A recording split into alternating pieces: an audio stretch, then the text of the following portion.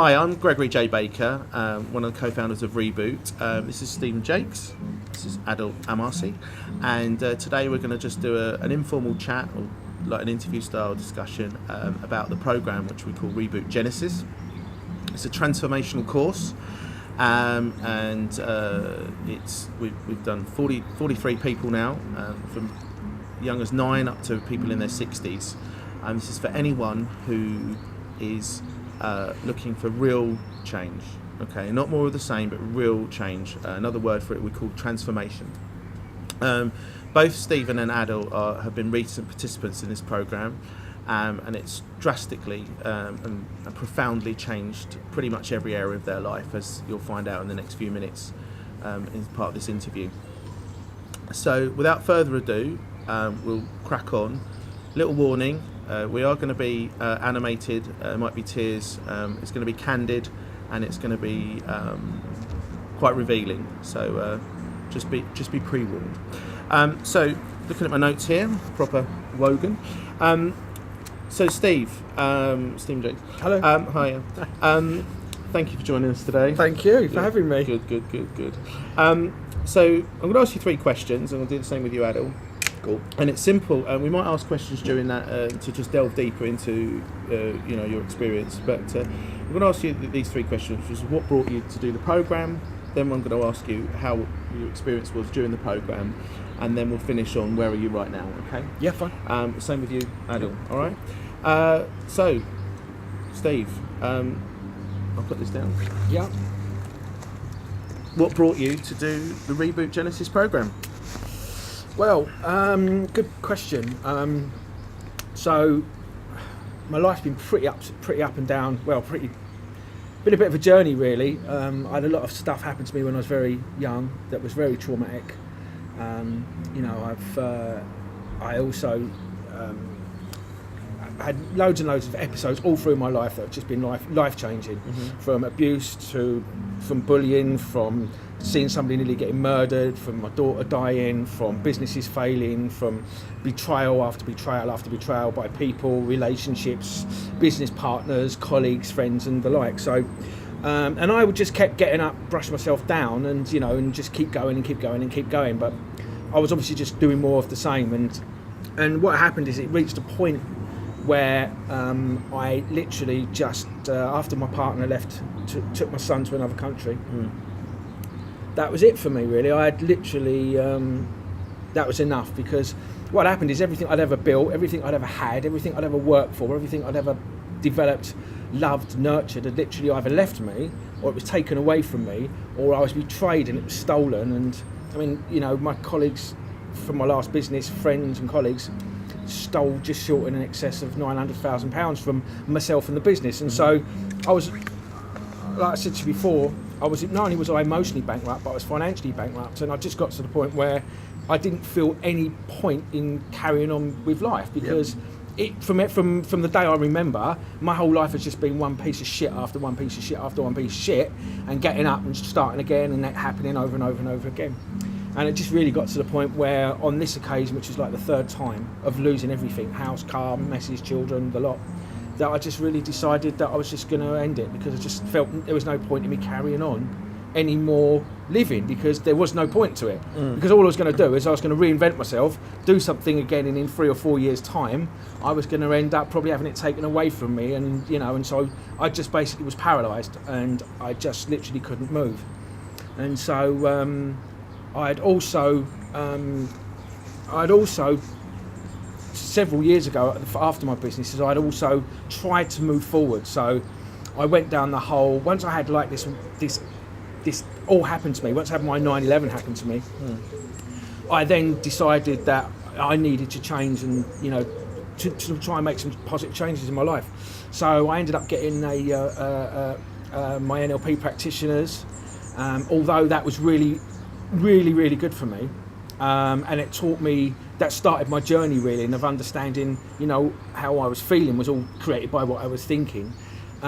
It wasn't enough for me, because as an individual, as you probably well know, is I like to know how everything works. I need to know how all of the, if you give me a car, I want to know how it works. I don't want to know it's working, I want to know how it works. So I started on the journey then of trying to find out, well, okay, I know LLP works, it's happened for me, but how does it work? How does the mind work? How does the brain work? How does this all communicate? And so I went down the whole route of learning about the human mind, the human brain, doing all the self-help, going to lots of seminars, doing all the YouTube videos, doing pretty much everything that I was sort of guided to do by people that are in that movement. But although I'd done 2 solid years of it, and I'd made massive steps in my life, I was actually still at a point where emotionally I was literally still bankrupt. So logically, intellectually, I knew all this stuff and it was having an impact in my life, but I was still at the point where I would wake up in the morning and I literally was just doubled up with emotional pain in my stomach, and I couldn't get out of bed, and it was just a constant battle of either keep going or just find a rope or find a train track or whatever it was. So just rewinding a little bit, when I first met you some months ago, I mean, you're 47 now. Yeah. What I noticed when you came to me was actually you were in a worse place than you were when you had your 9/11, because there you were, having done all this self-development, self-help, you've done NLP. Yeah. So now you understood it, but then what you hadn't got was the motivation or the inspiration to actually use any of this stuff that you've learned. So you actually felt worse because you'd done all this learning and you'd done all this, and you were sharing it with other people, yet you weren't practicing it for yourself. Yeah. So you could actually say you'd hit it was almost double rock bottom. Yeah, because what basically happened is I'd taken an action to go and improve my life and do all this stuff to make my life better and make these positive changes in my life. What ended up happening was I knew that it could work, but it was only temporary. And as soon as I realised that this new thing that I learned and I sort of started using it was only a temporary thing, and then all of a sudden I went back to feeling crap again. Then I went and looked for another book or another solution, and that was temporary. And so I just kept going out and learning more and more and more and more for getting a temporary fix. The other thing as well is once you know all this stuff and you know it is life-changing and you're not actually seeing it in your life, but you can see what impact you're having on other people's lives by helping them, guiding them, coaching them, teaching them, counselling them or whatever, you're actually seeing it having an impact in their life. I was like, well, why is this not fucking happening to me? You know, what is going on? What the hell's going on? You know? But bearing in mind, I had a lot of stuff, you know, the abuses, seeing someone get nearly murdered, burying your daughter, having money, the whole thing was, so that was my story. My story was, I understand why people can do it because they haven't got the same amount of shit or the same amount of traumas that I've been avoiding to deal with, and I believe that I was now, it was irreparable. I was emotionally irreparable. So thank you for that. That's very clear. I think you can understand that. So rewinding a little bit again, when you came to see me, what was it that, I'm going to use a phrase here, flame of hope. What was the flame of hope that I gave you when you came to that on that Sunday, when you'd explained all of that? You're obviously emotional and upset, and I could see that you were, for the people watching this, Steve came to me, and on 2 occasions before we did the programme, he actually said I'd had enough and that he was going to end it all. Put a little bit of pressure on me. I won't deny. But there was 2 times that you said that. Yeah. When you said it the second time, I thought, well, this guy's quite serious. He's now contemplating on ending it all. Yeah. What was the distinction? Well, what was the flame of hope that the Genesis program provided that everything else didn't provide the solution for? Do you remember?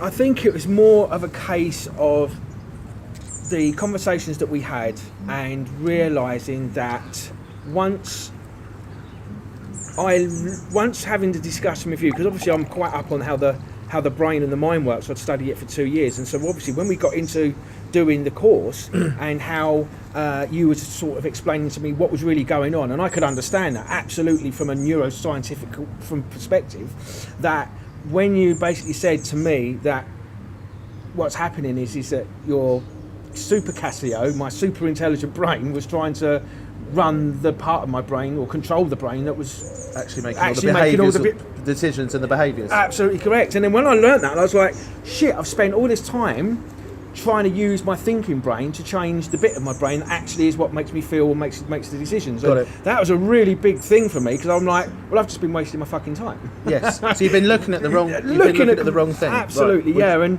not only that as well is that when we investigated the 7 life wells, and realised that I was putting so much focus into one particular well, and where I was lacking in other wells, and also the fact that.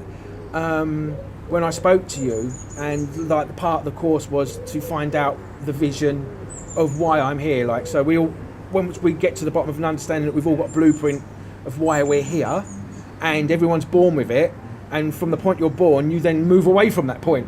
Yes. so that you're born with all of this blueprint to be this amazing human being, but then from the time after that, within 2 years, you're already moved away from it, and then you get further and further and further and further and further and further away from your true identity.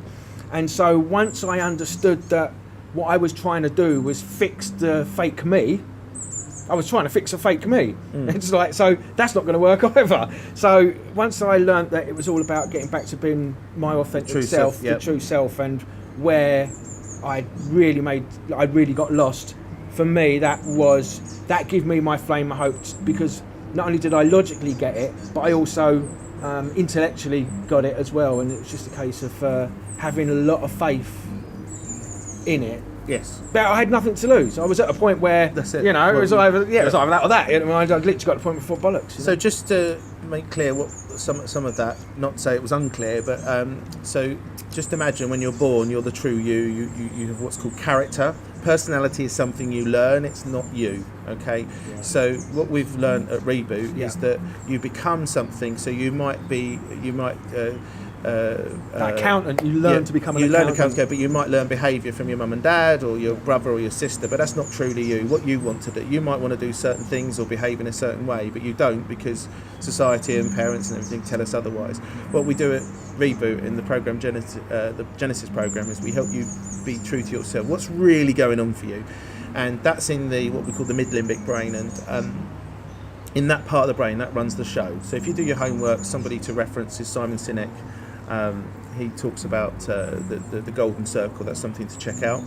And what's really powerful with what we do is your brain that does all your rational thinking, that's where your personality lives. It's not who you are.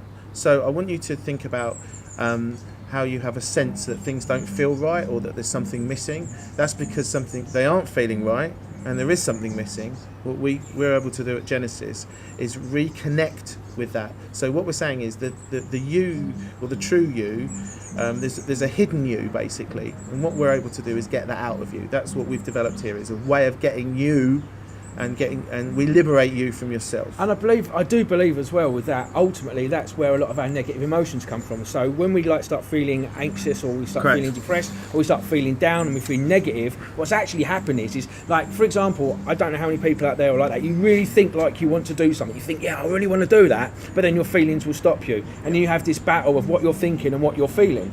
And so what ends up happening is that the real you, the sort of the real authentic you, really, your fake you wants to do something, but it's not really in line with who you really are, and therefore you don't feel right about it, and so vice versa as well. And so there's always this battle going on between your thoughts, that your learnt you, and your feelings, or your real you, your true authentic you. And over a period of time, over a period of years, the more that we learn and the more that we copy from our friends, our peers, our school teachers, the TV, our role models, the TV stars, the pop stars, the more we learn and copy and then start doing that as a behaviour, the more detached we come from our real, true, authentic, innate self. Absolutely. So I think that's in the nutshell.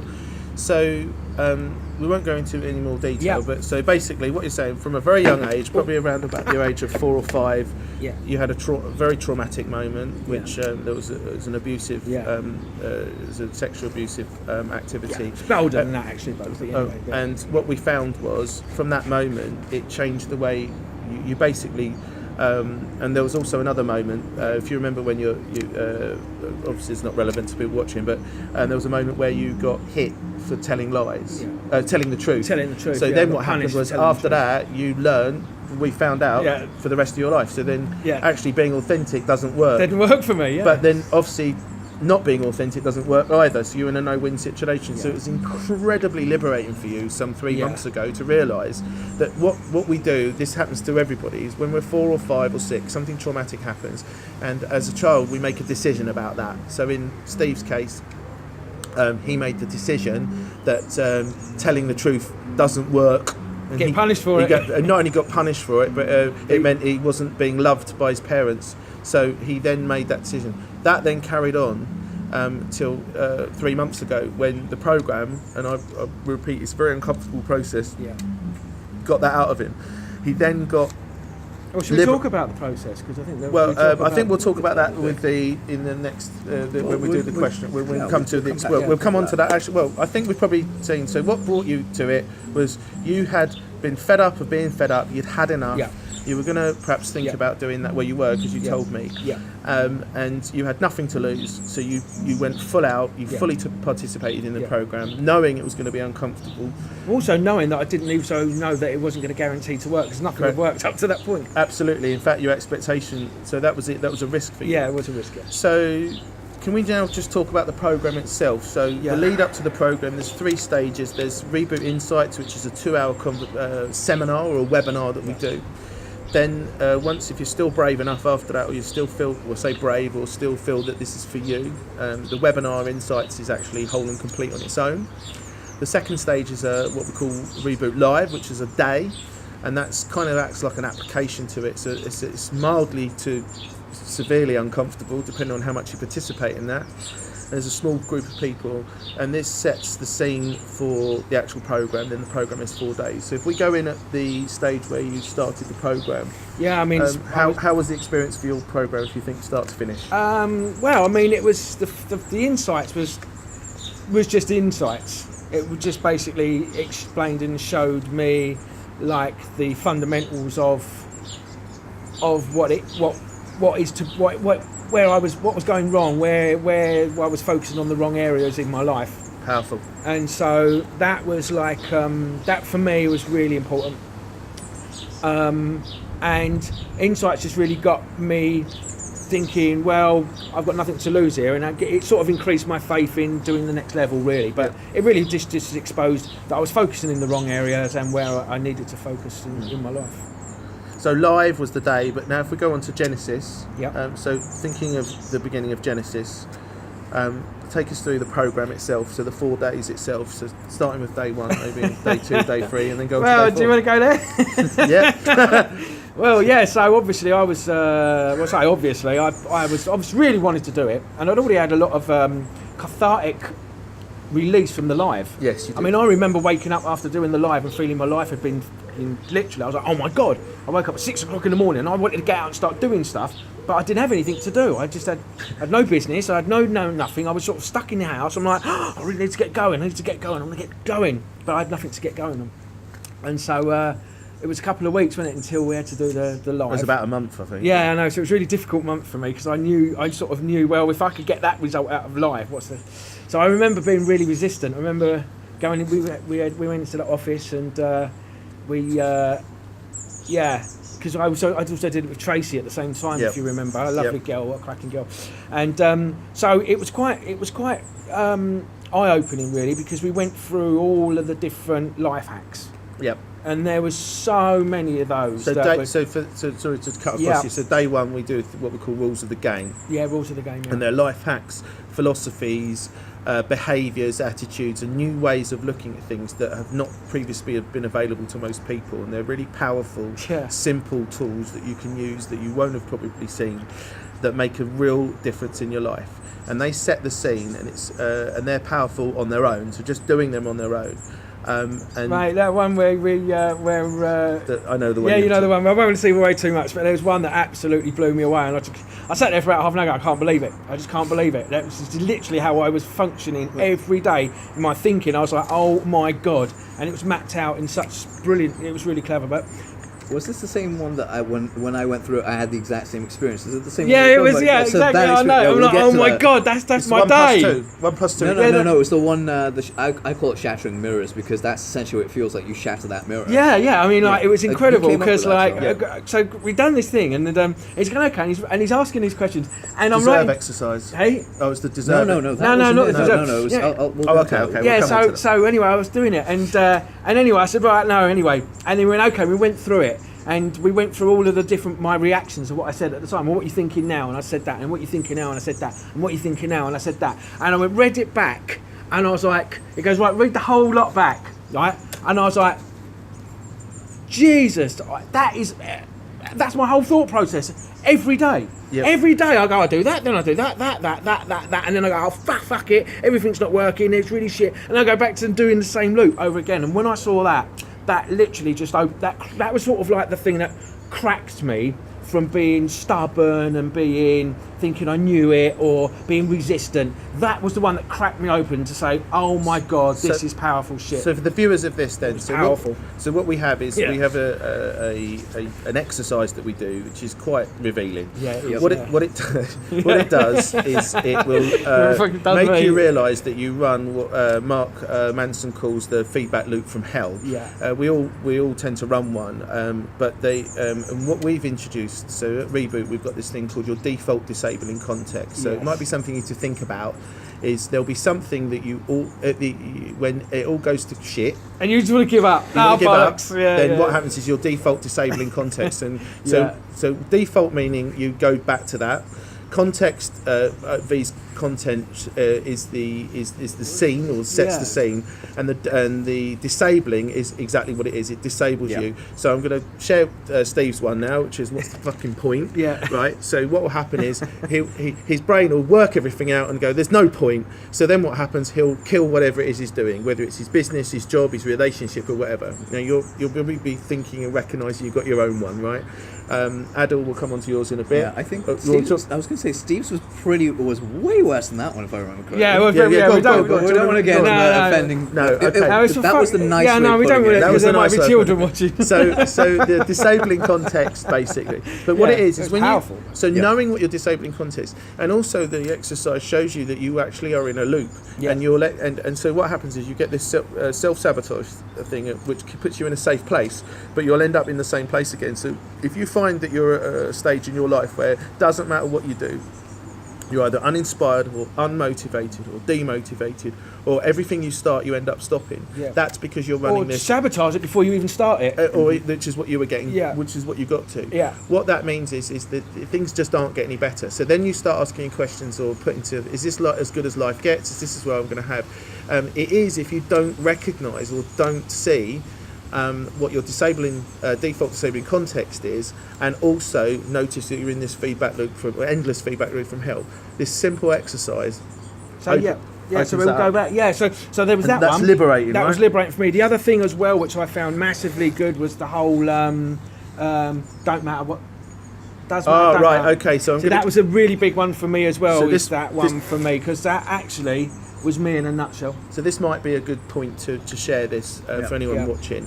There's a powerful distinction, and for you watching this now, I urge you to perhaps listen to this. One of the distinctions is people that come to us find that anything that doesn't matter matters, and anything that matters doesn't matter. So I'll give you an example. I'll do it with me. I used to be the life and soul of a party, absolute life and soul. Parties are not really that, they don't really matter, okay? And I used to go full out. Everyone loved my parties. It was brilliant, okay? You offer me a cup of tea when I come round your house, I'll be like, no, you're all right. Because basically I didn't matter. So on things that didn't matter in life, like parties, I made those matter. And on things that really matter, i.e. me, I didn't matter. And what we do is, when you start thinking of that, if you think about that now, think of something think of yourself. Do you put others first, for example? If you put others first, it's because what you're saying is you don't matter and they matter more than you. Okay? Which ironically doesn't work, because you're sending the wrong message, because in order to give, somebody needs to receive. So if people are trying to give to you all the time and you don't receive, you are not letting their love land. And ironically, some of the people that want to give love can't receive it. Yet they'll expect people. That was the old me. Yeah, absolutely. All of us. I think that was all of us. Definitely all of us. Yeah. So that's a massive distinction. So thanks for that. No, I think the other thing as well is like, is that what I also come to is that when you disable the incoming love, you're basically allowing people now to treat you badly. Yeah. So what will happen is, and this was happening to me, is how I was constantly getting shit off of people, is because that was me. I thought, well, I deserved that shit, and then I just allowed it to happen because I didn't matter. Endless feedback. And I get but then I didn't want it to happen, and then everyone's a bastard, and I hate everybody. Yep. But I'd still be doing stuff for people, and I'd still be getting loads of shit back. And I'm like, how does this work? And they go, oh, it's what you put out, is what you get back. And I'm like, well, actually, I'm a really top bloke, but why am I getting all this shit? But then when I learnt the matter doesn't matter, that distinction, and I've got to say, for me now, that one now has made a massive difference in my life, because I now do really matter. You do, and I've not experienced anything that I've had in my previous 47 years in the last 3 months, based on just that understanding. So that was a big one. I'm winning up now, so I'm going to Yeah, move no, on. that's right, mate. Yeah. He does this a lot, by the way. Yeah. Expect him to cry. Yeah. So, thinking of the last day when you were at the the last dissatisfaction location, thing was big. the dissatisfaction. that was huge. So so half of the program is 2 days, visiting isn't it? things that you do not realise, or I hope many of you may be familiar with the iceberg, where top of the iceberg sits out, that's what you see, but most of it's underneath. I want you to imagine that your dissatisfactions, there's things that you're dissatisfied with in life. It could be your mum, it could be your partner, it could be your children, it could be your job or whatever. The things that you're aware of, they're the top of the iceberg, but the stuff that really, really makes a difference, you don't even not aware of, is what we have got. We've got a distinction and a process and an exercise that's spectacularly successful and well, I was going to say uncomfortable. Yeah, it's works. You're guided through. It's a safe environment. On the Genesis program, Steve works with us now, so he'll help as well. But the process he's going to describe, because you fought like I'm going to say like a fucker. You absolutely fought me. I did fight you. You left the office several times. Yeah. You got angry. I'm not frightened to say I was nervous of Steve, because when he gets his mean face on, he's actually quite intimidating. Well, not that really. Yeah, well, yeah, but I didn't know that. Yeah, exactly, but I didn't know that. So I felt, I Yeah. felt mildly threatened. Yeah. Although, I deal with these things. I've been threatened many times in the program because it's uncomfortable. Yeah. But the thing for me, in me, was like when we sat down. Once I'd got through the first one, because the process for me is like we've refined it now, and obviously it's become very, very efficient, and I think it's much, much better. And Adil done it. Yeah. You done the one that after I'd done mine, I worked with Greg and we refined it now. And that was. But mine was slightly different. But what happened was what I found was the things that I thought that made me happy, the things that made me really secure, the really good things that I was going on in my life. When I actually looked at them, they were actually the things that were really fucking me up. Yep. The things that were really fucking me up in my life were all the things that I thought were my safety things, the things, my secure things, my support mechanism. What I actually had were actually the things that I held dearly in my life as gimmies, and the things that I loved so much were actually the things that were really screwing my life up and stopping me and preventing me from growing or whatever. It's an incredible thing, and that when we dressed with my mother, for example, on a few of those issues, and when we actually looked at it, it was like, oh my god, shit. And it turns it. We basically flipped it. So the things that you think are good aren't good. The things you think were bad actually form you. So that's something. So what I'm going to do, I'm just going to hold you there. What I'm going to do, I'm going to hold to the end. What I'm going to do is go over to Adil now. I'm going to ask you the first 2 questions, and then what we'll do is we'll have a banter at the end where both of you just say what you got out of it. So Adil Amarsi, thank you for coming today. Oh, thank you, legend, you. Love you. Oh, likewise. You'll get one later. You'll see one. So could you just sort of say what brought about, because we started working, you were a supplier for us, weren't you? I literally got hired by you guys initially. That was how we got into it. So I write advertising for a living, and one of the best ways to get into doing anything is I've got to get inside his head, which I got to tell you, no easy task. We now refer to him as White Adil, and I'm Brown Gregory. That is now our thing. I have to make him laugh. This is my thing.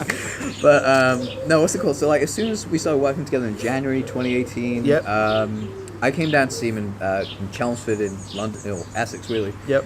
And almost immediately, we just really got on. And the first thing I said to him was like, I want to do insights because I want to see what it is, what it's like. Now, you guys are kind of lucky because you can sign up for the webinar. I'm sure there's going to be a link somewhere, like a link in the description or below in the comment section. Sign up to it because I guarantee it'll be the best 2 hours that you take. Yep. And it's whole and complete on its own. There's no cost. Yeah, I was going to say because like I had to pay for it, and so did Steve. So you guys get it for free, you little fuckers. Yeah. Go ahead and take advantage of it. One of the biggest things I took away from that was I'm no stranger to self-development. I mean, personally myself, I've been diagnosed with bipolar, I've got dyslexia, I've had ADD, I've had 7 suicide attempts, somehow I'm still alive.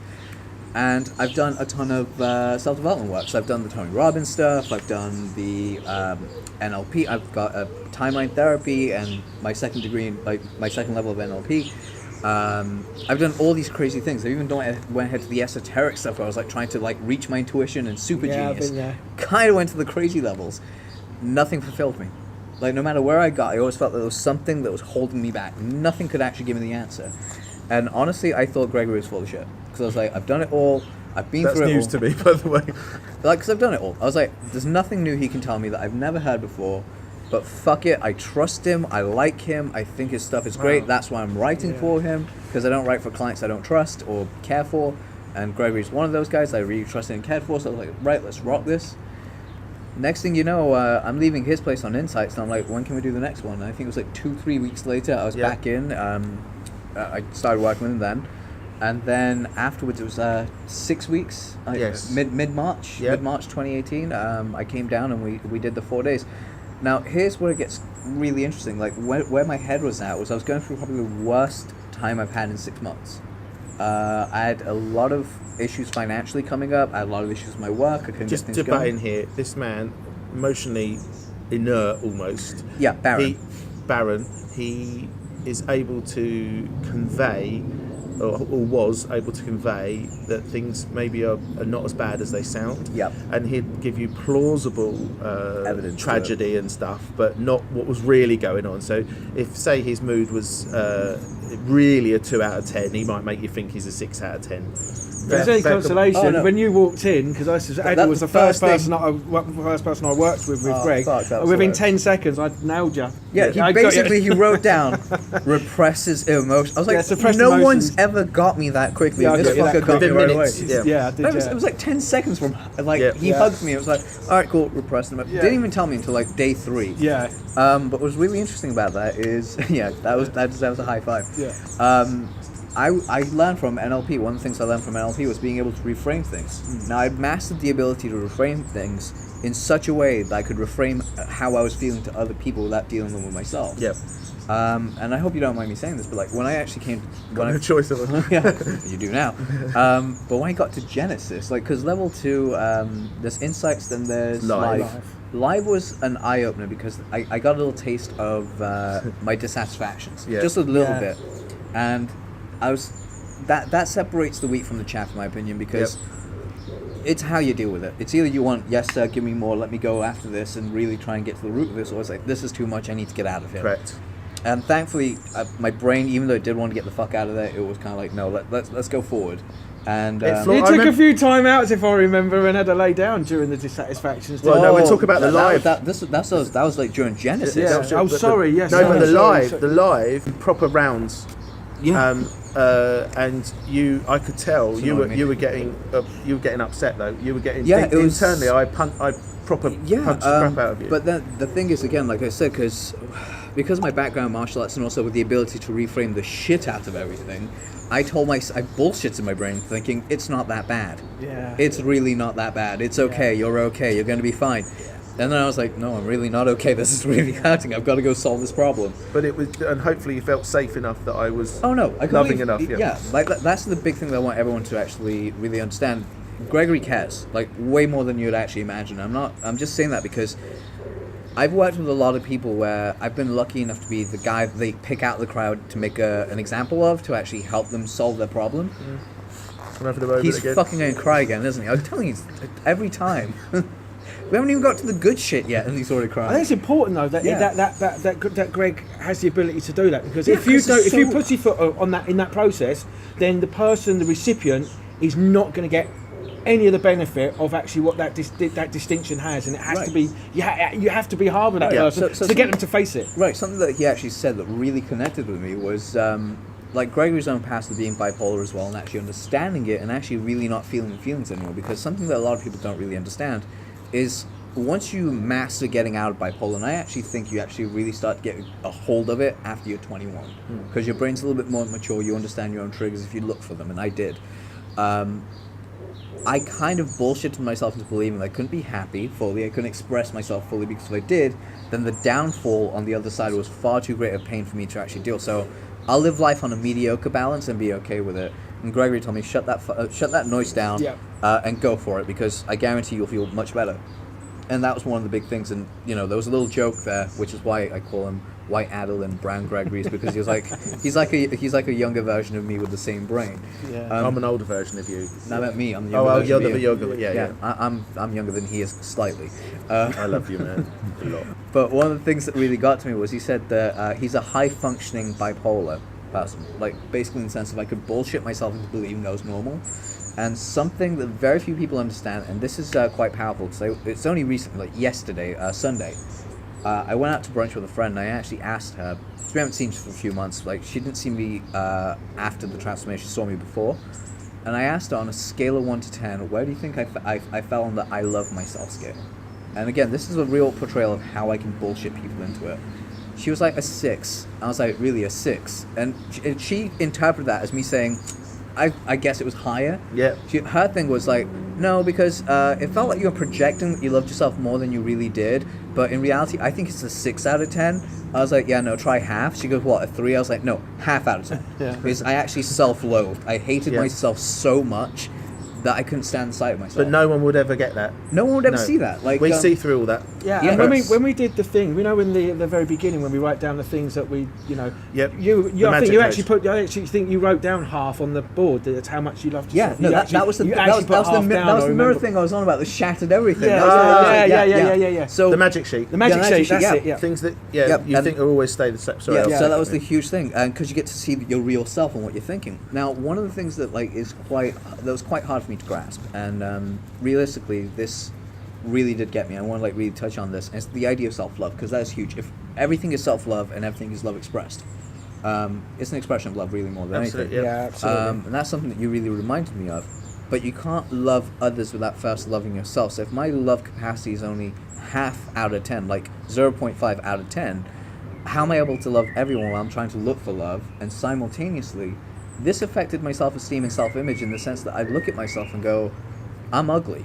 Like, why would anyone want to be How's with anyone me? going to love you if you're only running at half? Yeah, I didn't even see that. I was just like, I'm unlovable. Yeah, and that was the story I gave myself. Yeah, same here. Now, I'm going to jump into the post. Sorry, it's not just the story, it's how you run your life. Yeah. Because that's your core belief. Your core belief is I'm unlovable. Therefore, all your behaviour and everything will be congruent with that core belief. Yeah. Oh, yeah, and the biggest thing was, my integrity.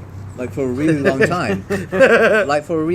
Up until I was about 23, like, one of the big things that literally everyone in the neighborhood that I grew up in Leicester would say, the one thing I love about Adil, he's honest, he's integral, he'll always do what he says. Same as me, and then I realised that I was like the most authentic. There was like a trauma that happened somewhere from 23 to like 27, 28 that really changed that for me, and I wasn't delivering on time, I wasn't doing what I needed to do. Helicopters flew over, I swear they're not filming us, and they might be, who knows. But essentially, again, that was the moment Gregory showed me that where I'd fallen out of integrity, because it was unconsciously out of integrity. Yep. Yeah. The moment I saw it, fuck, everything came to pass. And Yeah. It's like I'm working on it, and now my integrity's gone through the roof. I'm working with people and being more straight with them, and it's having profound results. And one last thing I want to say, because Stephen touched on this, is that fucking 1+2 exercise. Ugh. I think I should really get a belt from this man for holding the title.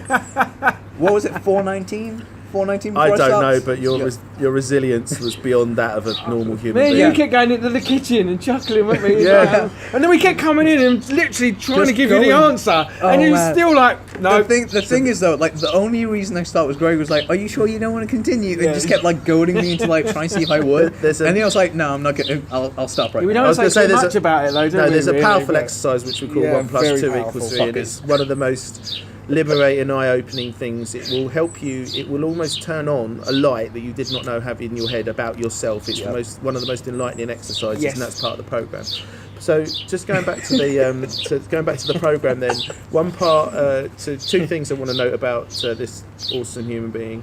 Do you mind you talking briefly about some years ago what you did from a 7th floor building? Is that appropriate? We can talk about it. So to give it, like, as I told you guys, I had 7 suicide attempts by the time I was 18.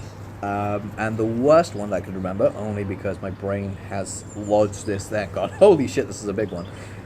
For no reason whatsoever, I threw myself off a car park that was 7 floors up. I just threw myself off, but I didn't swan dive. I actually really wanted to end it, so if I had a pen or something, I'd show you. So where the nib of a pen is, it's just directly straight. I actually landed on like the top part of my skull, so it should have actually crushed my brain and crushed my skull. I literally got up. Literally, that was it. I was out cold for 2 minutes, got up, some fucking miracle. Some miracle. Yeah, 2 bruised ribs and a little bit of internal bleeding. That's all more I than had. some miracle. That. That's right, that's spike Yeah. right there. Wow. But that was the only thing. It's like, that was all that I walked away from. And then I decided to try and kill myself like 3 more times afterwards because I thought, that didn't do the job, let's try something else. So you've come from that To a point where I genuinely love myself. right, which is quite a huge huge difference. transformation. Yeah. Now, there was a point in the course, I remember I think it was the penultimate day, because you were ill. By the way, most people get ill, and if not, everybody gets ill on the course, because this is your body's subconscious trying to prevent the you hell from out of helping it. yourself. Could I actually just touch on that for a Go second? for it. Right, so a few days before I went to this event, I was doing a speaking gig.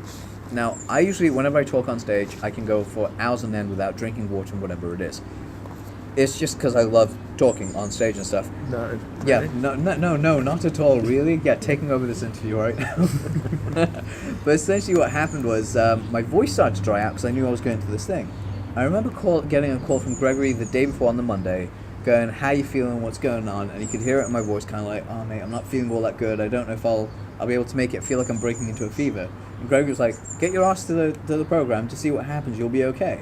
So I was fibbing because I knew he wouldn't be. yeah, okay. he was bullshitting the entire time, and he didn't tell me that this would happen. So I'm going through it, and Stephen can attest this because he was in the room with me. First day, I've got strep and I've got a fever, and I'm coughing up my guts all throughout the night. I'm barely sleeping. I think on the 3rd day, I stopped eating altogether and was just living on liquids. And that was in the dissatisfaction process. Yeah, as that well, was during the wasn't it? dissatisfaction Yeah. process going through it, and I had to like crash. I had to like camp out. Several Three times you did. I slept for like 2 hours, 3 hours at a time, and I just was during the out. program. During the Yeah. program, We have I had capacity for that. Yeah, I was out cold, and the craziest thing, and I really want to touch on this. After the program, Stephen actually got ill with strep. Yeah. Right? How was it for you? Oh Because my Gregory told me God. that you were out cold. Like you couldn't get out I of was in bed. a bad way. About I was 7-8 days. No, Wasn't it? 5 days. I Was was it? in a really, really Yep. bad way. It was. And I said to you, How the how hell did Adil do this? do Yeah. this? How the fuck did Because, Adil do? And you're a that? trooper, because I know your background from business and what you've Yeah, done. I am quite. Yeah, a we don't. trooper, None of yeah, us no. actually give up out of a fight. Essentially, you put us Wow, in I a mean, fight. like, We're for not you going to back do up. that, Genesis, with that was wow. But then So again, to be I fair, admire I you think for that. everyone goes through their own stage. But like, So one of the things you said, sorry, Yeah. one of the points I was getting to, doing my Wogan 8 of 4,000, Yeah. it was is. 9,000. Or was it 9,000? I'm just not as good as the Well, like- original Wogan.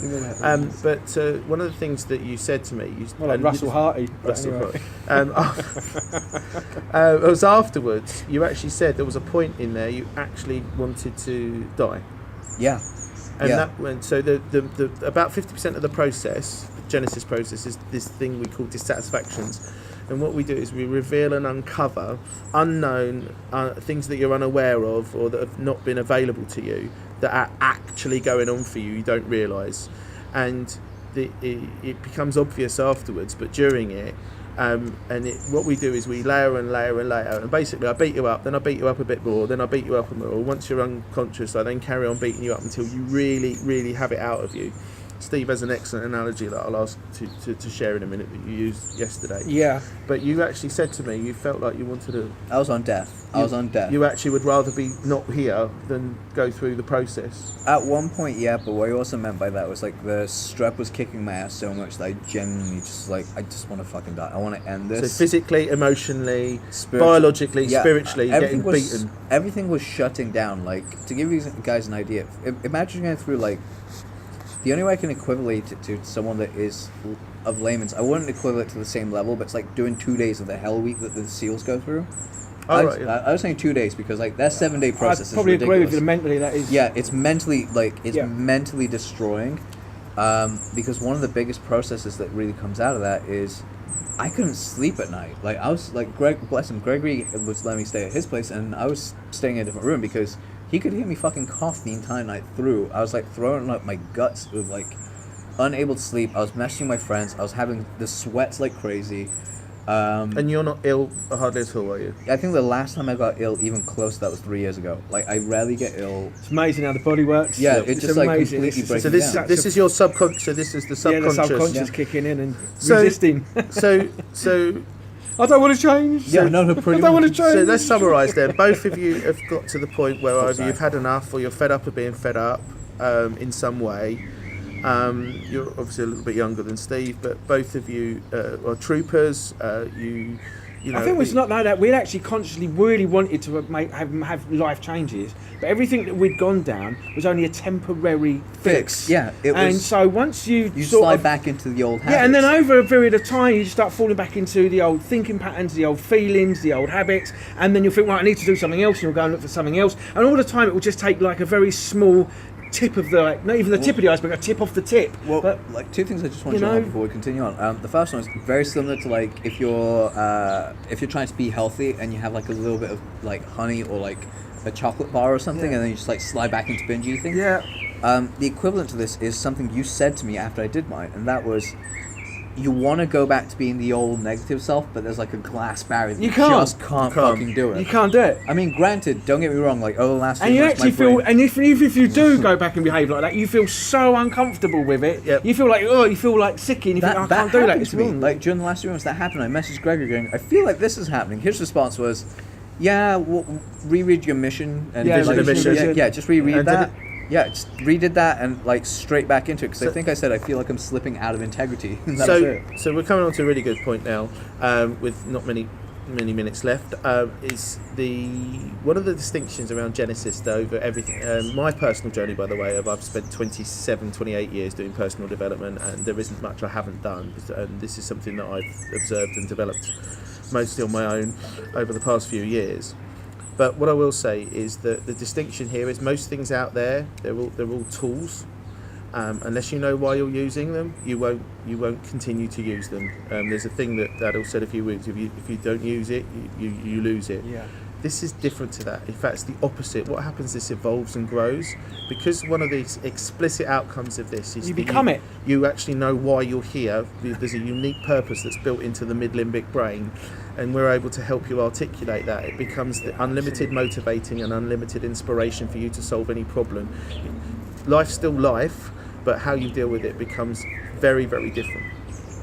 So now I'd like to bring you guys, we've only got about 5 minutes left. Can I just say, like, what I find is, I was going to go back to the thing on my description I used last night. Yeah. Is that basically Brilliant. what ends up happening is that we end up going, we're born, and like I said, we have this blueprint, and then we ended up becoming more, and we go through so much trauma and all this stuff through life, and basically what happens is that what we do in the process is like we take a syringe and we literally suck all of the negativity, the traumas and the emotions of all of your negativity from your past, all the negative aspects. We suck the whole lot out, and then we take you back to a point before any of that you ever experienced that. Hence And then the word reboot. And then reboot you into the present moment from before any of that happens. And so basically we've sucked all the negative crap out, and we've taken you back to the position or the point where you were before you ever Where had you were your free and where you were liberated. free, but you didn't have any of it, and then we can take you and we can sort of transport that that way of being into the present moment. And so from that point of reboot is as soon as I don't know about you, but as soon as I'd done the vision and mission,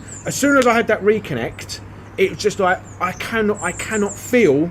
Because you said to me, what does it feel? I remember you saying, what does it feel like to be that sexual abuse? What does it feel like? And I'm like, I can't feel it. I can't. I know it happened, but I can't feel it. Yeah. And so what happened was, it was just like, and I think I've sort of worked out scientifically, and I told you, I think it works actually at a physical level, but that's for another conversation. How it works neurochemically, but amazing. Jump on that. It's like I don't cry. That's the other thing. Yeah. Like the last time I cried, no, it took me three. The last time I cried was like three years beforehand I cried, and then we did our thing, and Gregory's entire like passion for that thing was to make me cry. Yeah, like he was like, I'm gonna make this fucker cry, because like he knows true tears. Yeah, and I did. I actually cried, and it felt amazing. And then I read my vision and mission out loud. Read my vision and mission in my head, and I felt emotional. Yeah, that's like our blueprint, by the way. And that was like last day. Gregory stood there, and he's in tears, bless him, and he's like, how does it feel? I'm like, I'm going to read this out loud. I want to read it out loud. I read it out loud. The moment I read it out loud, I burst into tears. Like, I couldn't hold it back. It just felt so liberating. Yeah. Well, the Tracy who was with me, if you remember, she said, oh my God, look at you, you've changed, like, completely. Physically, you've looked different, you're acting different, everything. So, at that point, when I got the reboot, she just literally, like, freaked out, because I looked different, acted different, talked different, freaked her out. So in less than, wow, it was amazing. Thank you for that, Steve. Thank you. Yeah. So in less than 30 seconds each, where are you now? Given you've both been through this process. Steve, do you want to go first? Well, we've got about a minute and a half. Okay, so quickly, I mean, like from that point, really, where I am now. So obviously, I've now joined the team. I'm part of the team. I've obviously helping you develop different. Refine some of the processes, making the course better, coming up with some new models as well we can include. I'm also now able to be confident enough to start doing my life coaching. I don't no longer feel any of the emotions of the past. And you don't want to do that. No, I don't want to do that anymore. Yep. And so, I mean, it's just the most amazing thing that I've ever. I mean, I felt like I've literally been liberated, rebooted, and my life restarted at that point. And I've just all the fear and just everything that was holding me back for all these years. It's just gone. I just can't really explain it, but I've really embraced it, and I'm really going forward with it. So there you go. Thank you, Steve. That's been. See, one of the big things that happened for me, I've learned how to love myself, and it's like honestly, the best I can put it is it's put me back into like my teenage mindset. Yeah, I agree with that. I've like emotionally, I've gone back to the point where I last really loved myself and started to grow from there in such a way that's been powerful. And one of the biggest impacts I've had on my business is I feel more self-confident. When I have client work that I really can't do, I just go back to my vision and mission and like reboot it back in, get into it. Yeah. And there's like an underlying feel of happiness. Like no matter what I feel, I'm happy. And it's like the craziest feeling in the world. Yeah. So like I can go on for hours on this, but you know. Yeah. So join the freaking webinar and you'll see what we're doing. Go on the webinar. Do the webinar. So take the first step. The webinar, you'll see a link there for the webinar on the next webinar. Thank you for listening. If you've lasted this long, I've been Gregory J. Baker. This is Steve Jakes. This is Adil Amarsi. Thank you very much for listening. Peace, and leaving you with some love.